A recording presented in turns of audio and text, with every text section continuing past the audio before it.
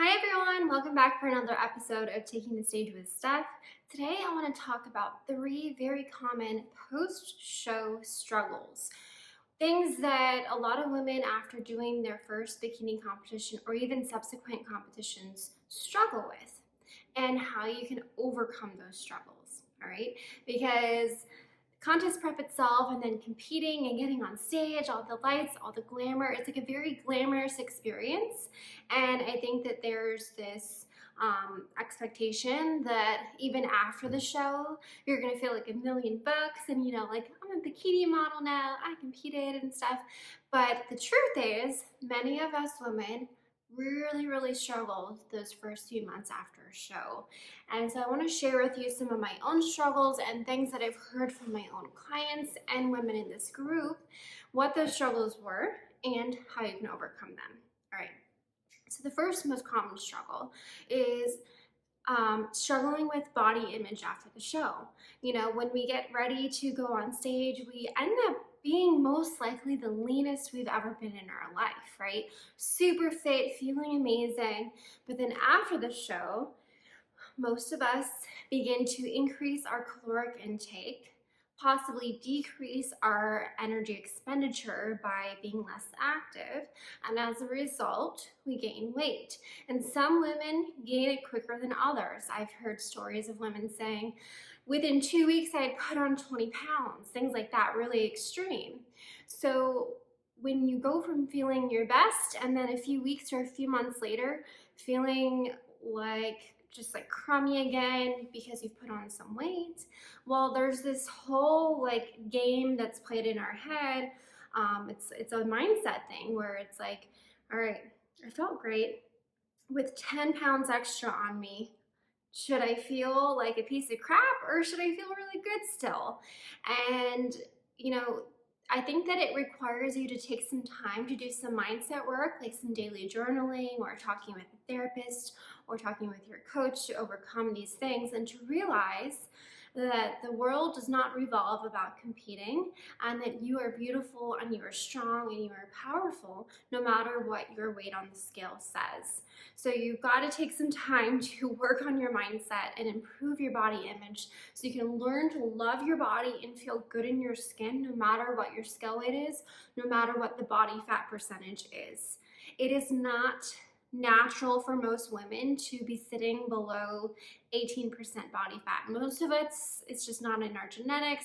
Most of us are not that lean year round. Of course, there are some people that's just the way they've always been, but most of us aren't. So we have to accept that that's like not normal for us, and we have to learn to love our bodies at more of a healthy body weight and body fat percentage in the off season. So make sure you do some work on your mindset, especially after your show, working on your body image. Okay, the second biggest struggle that a lot of women struggle with after competing is just the fact that they're gaining weight. And so one way that you can try and combat too quick of weight gain after competing is to do what's called a reverse diet. Reverse dieting is a nutrition dieting technique in which you slowly add in carbs and fats while monitoring your physique. So instead of going from eating really low amount of calories by the time you take the stage to then jumping immediately back up to your maintenance calories. So let me just throw out a number as an example. Let's say that by the time that you took the stage, you were eating 1,500 calories, but normally off season, you maintain weight at 2,000 calories. So you competed, and then instead of just jumping right back to 2,000 calories, which would likely cause you to gain that weight back quicker, you could do a reverse diet. So you could go from 1,500 calories just to like 1,550 calories, and then maybe the next week 1,600 calories. And essentially your protein intake is most likely staying the same and should be fairly high for most of us anyways because we're so active and strength training and such, but you're adding in a little bit of carbs and a little bit of fats each week as long as you're not gaining too much weight. There's different numbers thrown around, but I would say you want to try and keep that weight gain to less than a pound a week. And if that is under control, then continue to add in carbs and fats and increase those calories slowly over the course of a few months after competing. That way you can keep that weight gain under control a little bit more, so it's slower, more slowly gained versus really quickly. Because when you gain it back really, really quickly, that can be very difficult to struggle with. So I highly recommend researching reverse dieting. I'll also share a blog that I wrote about it below so you can read more about it and learn more about it there. Okay. All right. And finally, the third biggest struggle after competing, after a show, is just having like a drop in motivation. You know, before the show, motivation is high. You know that you've got to take the stage in an itty bitty bikini, so you're super motivated to get in all your workouts and to stick to your diet and all that. But after the show, what are you working towards now? If you're going to compete again, then maybe you have specific goals to put on a certain amount of muscle mass.